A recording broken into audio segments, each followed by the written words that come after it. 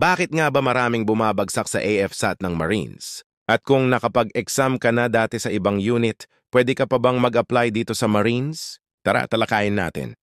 Maraming bumabagsak sa AFSAT dahil sa kakulangan sa paghahanda. Marami ang umaasa lang sa swerte o sa mga reviewer online, pero hindi talaga pinag-aaralan ang bawat subject.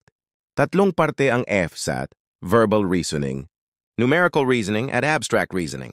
Kaya kung hindi mo kabisado ang basics ng math, English at logic, mahirap talagang makapasa. Isa pa, maraming kinakabahan o nauubusan ng oras. May time limit ang bawat test, kaya kung hindi ka sanay mag-analyze ng mabilis, posibleng mag-panic at hindi matapos.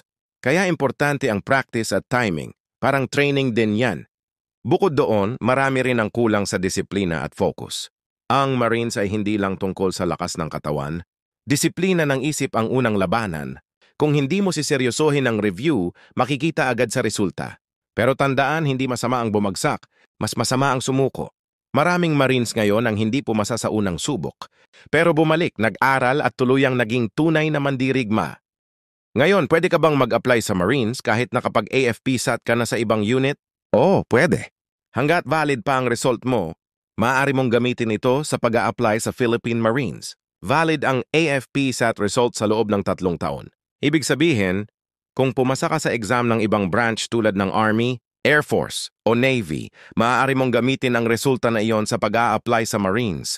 Dalhin mo lang ang AFSAT result slip o certificate bilang patunay. Kaya kung pangarap mong magsuot ng uniforme at maglingkod bilang isang tunay na Marine, simulan mo sa tamang paghahanda. Hindi lang lakas ang puhunan dito, kundi dedikasyon, disiplina at puso. Share mo ito sa kakilala mong nagbabalak mag-Marines, baka ito na ang simula ng kwento ng tagumpay nila.